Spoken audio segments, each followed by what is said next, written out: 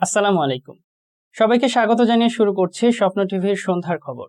আপনাদের সাথে আছি আমি মুশফিকুর রহমান। শুরুতেই জানিয়ে দিচ্ছি সংবাদ শিরোনাম। মডেল মসজিদ জঙ্গিবাদ ও নারীর প্রতি সহিংসতা রোধে ভূমিকা রাখবে বললেন প্রধানমন্ত্রী। বিএনপি সাম্প্রদায়িক অপশক্তির লালন পালনকারী ও মুখোশের আড়ালে বহুরূপী দানব, মন্তব্য ওবায়দুল কাদেরের। অবিরাম দুর্নীতি ও দুঃশাসন অর্থনীতিকে ধ্বংস করেছে, অভিযোগ মির্জা ফখরুল ইসলাম আলমগীরের। স্বর্ণ ঘুষ নিয়েছেন সু চি, অভিযোগ সামরিক জান্তার। এবং দরিদ্র ও স্বল্পোন্নত 92 দেশকে 500 মিলিয়ন ডোজ টিকা দেবে যুক্তরাষ্ট্র। শুনছিলেন সংবাদ শিরোনাম, এবারে বিস্তারিত। সারা দেশে গড়ে তোলা মডেল মসজিদ ও ইসলামী সাংস্কৃতিক কেন্দ্রগুলো সন্ত্রাস, জঙ্গিবাদ ও নারীর প্রতি সহিংসতা রোধে জনসচেতনতা বাড়াতে ভূমিকা রাখবে বলে আশাবাদ ব্যক্ত করেছেন প্রধানমন্ত্রী শেখ হাসিনা। একই সঙ্গে ইসলামের প্রচার ও প্রসারে ভূমিকা রাখবে বলে উল্লেখ করেন তিনি। আজ বৃহস্পতিবার মুজিববর্ষ উপলক্ষে প্রথম পর্যায়ে 50টি মডেল মসজিদের উদ্বোধন করা হয়েছে। গণভবন থেকে ভিডিও কনফারেন্সের মাধ্যমে এসব মসজিদের আনুষ্ঠানিক উদ্বোধন করেন প্রধানমন্ত্রী। তিনি বলেছেন, ইসলামের ভ্রাতৃত্ব ও মূল্যবোধের প্রচার এবং উগ্রবাদ ও জঙ্গিবাদের বিরুদ্ধে ইসলামের প্রকৃত মর্মবাণীর প্রচার করার লক্ষ্যেই দেশের প্রতিটি জেলা ও উপজেলা শহরে একটি করে মোট 560টি মডেল মসজিদ ও ইসলামী সাংস্কৃতিক কেন্দ্র নির্মাণের প্রকল্প নিয়েছে সরকার। প্রধানমন্ত্রী শেখ হাসিনা বলেন, ইসলামের প্রচার ও প্রসারের জন্য জাতির পিতা বঙ্গবন্ধু শেখ মুজিবুর রহমান কাজ করে গেছেন। ইসলামের প্রচারের জন্য জাতির পিতা ইসলামিক ফাউন্ডেশন প্রতিষ্ঠা করে গেছেন। ইসলামের মূল প্রতিপাদ্য মানুষ যেন জানতে পারে, ইসলাম ধর্ম সম্পর্কে মানুষের জ্ঞান বৃদ্ধি, ইসলাম প্রচার যেন হয়, সেই চেষ্টা এই সরকার করছে। আমি তো মনে করি সারা বিশ্বের সর্বশ্রেষ্ঠ ধর্ম হচ্ছে ইসলাম ধর্ম, কিন্তু দুর্ভাগ্য আমাদের এই মুষ্টিমেয় লোক জঙ্গিবাদ সৃষ্টি করে, মানুষ হত্যা করে, বোমা মেরে, খুন খারাপি করে আমাদের এই পবিত্র ধর্মের নামে বদনাম সৃষ্টি করছে। আমাদের ওলামা একরামগণ এখানে আছেন, আমাদের প্রত্যেকটি অভিভাবক, শিক্ষক, রাজনৈতিক নেতাকর্মী থেকে সকলকে আমি আহ্বান জানাবো যে এই পথ সর্বনাশা পথ, এই পথ থেকে আমাদের যুব সমাজ যেন দূরে থাকে, তার জন্য সকলের প্রচেষ্টা চালাতে হবে। গণতন্ত্রের বুলি মুখে নিয়ে সাম্প্রদায়িক অপশক্তির লালন পালনকারী দল বিএনপি, এমনটাই মন্তব্য করেছেন আওয়ামী লীগের সাধারণ সম্পাদক ওবায়দুল কাদের।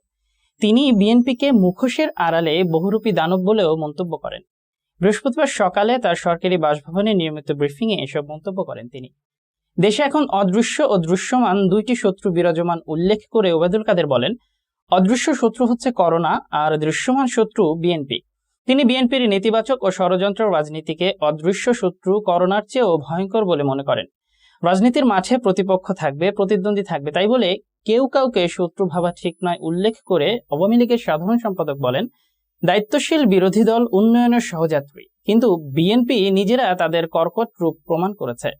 গণতন্ত্রের বুলে মুখে নিয়ে তারা সাম্প্রদায়িক অপশক্তি লালন পালনকারী, যাদের ক্ষমতা লিপসার কাছে দেশের স্বাধীনতার সার্বভৌমত্ব ভুলুণ্ঠিত হয়, যারা জনগণের কাছে যাওয়ার নৈতিক মনোবল হারিয়ে বিদেশি শক্তির দ্বারে দ্বারে ধন্ডা দেয়, তারা আওয়ামী লীগের ক্ষতি সাধনের জন্য দেশ জাতির যে কোনো ক্ষতি করতেও প্রস্তুত। আওয়ামী লীগ সরকারের অবিরাম দুর্নীতি ও দুঃশাসন দেশের অর্থনীতিকে ধ্বংস করেছে বলে অভিযোগ করেছেন বিএনপি মহাসচিব মির্জা ফখরুল ইসলাম আলমগীর। বৃহস্পতিবার সকালে এক টুইটে তিনি এমন অভিযোগ করেন। টুইটে মির্জা ফখরুল লিখেছেন, আজকে দেশের মাথাপিছু ঋণের পরিমাণ প্রায় 85,000 টাকা। শহীদ জিয়া ও দেশনেত্রী বেগম জিয়ার সরকার দেশকে সর্বদা স্বনির্ভর করেছেন, কিন্তু আওয়ামী লীগ তলাবিহীন ঝুড়ির সংস্কৃতিকে আরো জোরদার করছে। তিনি লিখেছেন, অবিরাম দুর্নীতি ও দুঃশাসন অর্থনীতিকে ধ্বংস করেছে, মানুষকে করেছে গরিব। আসুন দেশকে বাঁচাই। জাতিসংঘ সাধারণ পরিষদের 76তম অধিবেশনে সহসভাপতির দায়িত্ব পালন করবে বাংলাদেশ। নিউ ইয়র্কে জাতিসংঘের সদর দপ্তরে অনুষ্ঠিত নির্বাচনে বাংলাদেশ সর্বসম্মতিক্রমে এশিয়া ও প্রশান্ত মহাসাগরীয় অঞ্চল থেকে সহসভাপতি নির্বাচিত হয়। 1 বছর মেয়াদের এই দায়িত্ব চলতি বছর সেপ্টেম্বর মাস থেকে শুরু হবে। এই অর্জন শুধু বাংলাদেশের ক্রমবর্ধমান অর্থনীতির পরিচায়ক নয়, বরং জঙ্গিবাদ দমনে আন্তরিক প্রচেষ্টার প্রমাণও। বৃহস্পতিবার এসব উল্লেখ করেছে ইকোনমিক টাইমস। বলা হয়েছে, শেখ হাসিনা প্রায়শই সন্ত্রাসবাদের বিরুদ্ধে জিরো টলারেন্সের উপর জোর দিয়েছেন।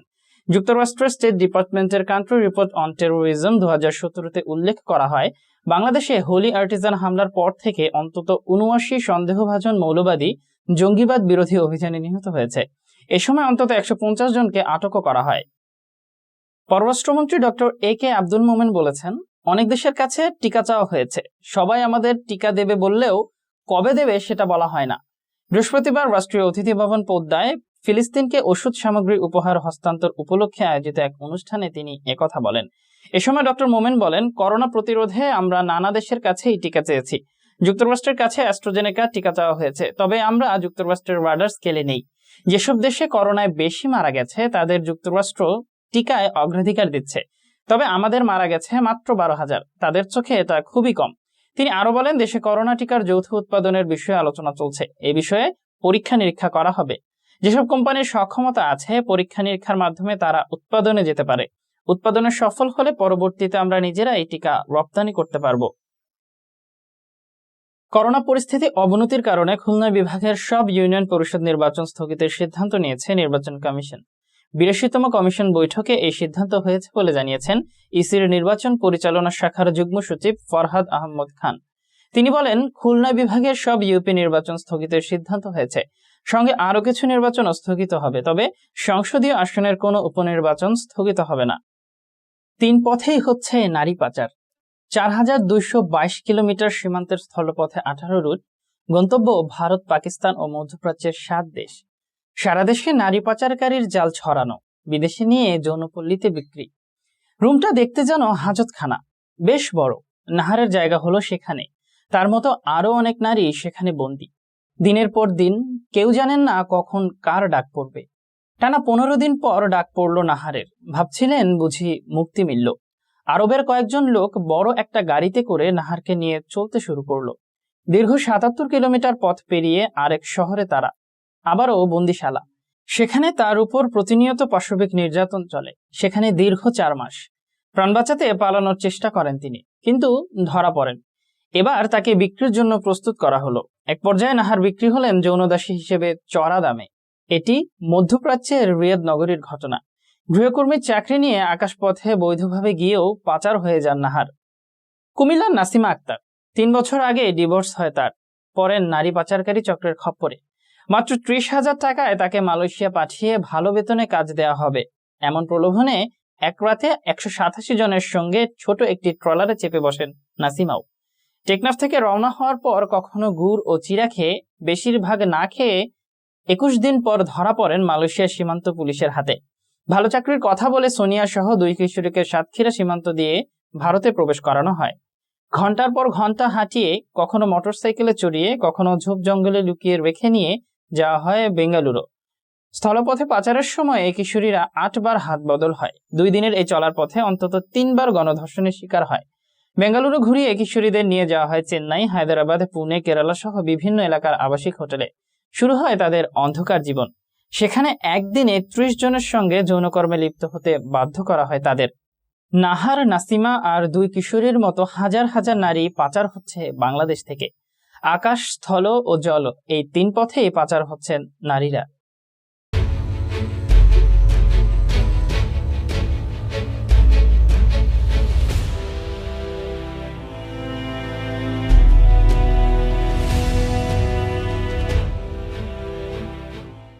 এবারে আন্তর্জাতিক সংবাদ।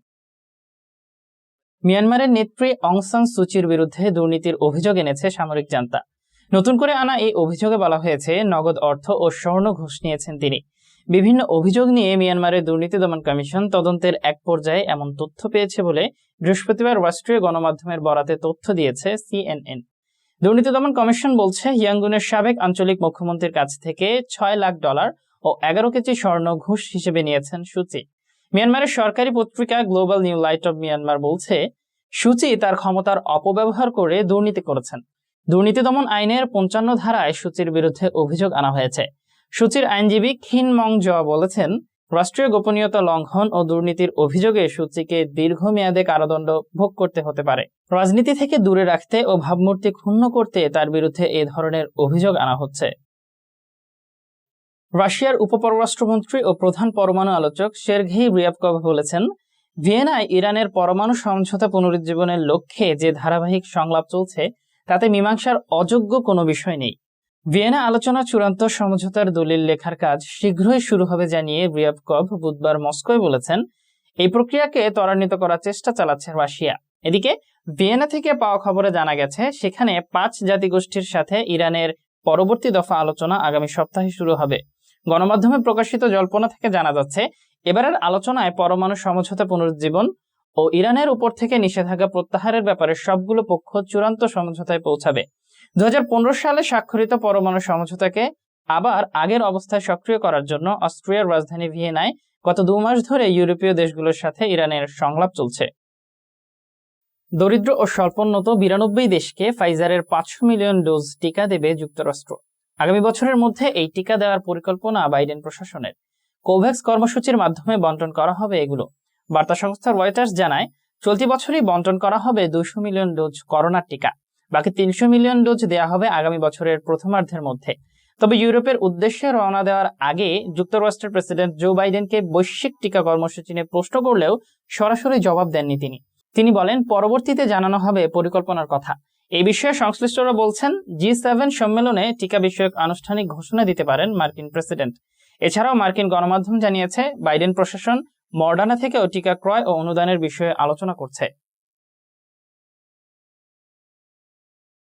টানা মৌসুমী বৃষ্টির প্রভাবে তলিয়ে গেছে ভারতের বাণিজ্যিক রাজধানী মুম্বাই। দেশটিতে চলছে করোনার দ্বিতীয় ঢেউ। এর মধ্যেই গত কয়েকদিনের বৃষ্টিতে তৈরি হয়েছে নতুন এ দুর্যোগ।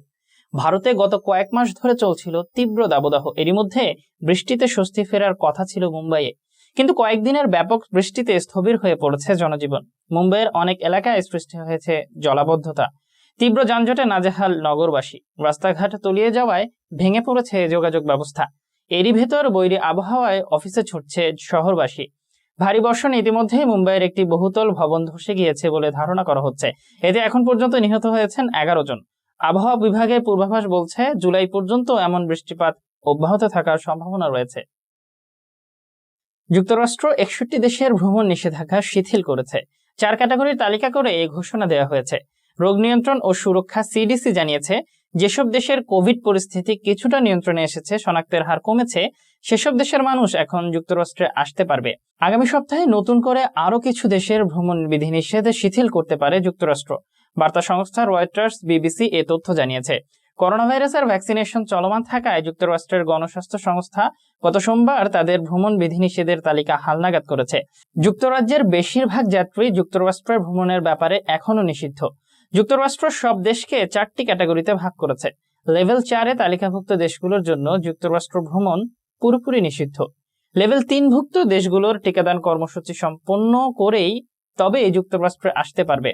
লেভেল 3-ভুক্ত দেশগুলোর তালিকায় রয়েছে ফ্রান্স, স্পেন, ইতালির মতো দেশ। যুক্তরাষ্ট্রের রোগ নিয়ন্ত্রণ ও সুরক্ষা কেন্দ্র CDC এ তালিকা প্রকাশ করেছে। দর্শক, এই ছিল এখনকার মতো। এতক্ষণ আমাদের সাথে থাকার জন্য ধন্যবাদ সবাইকে। বিদায় নিচ্ছি। রহমান, আল্লাহ হাফেজ।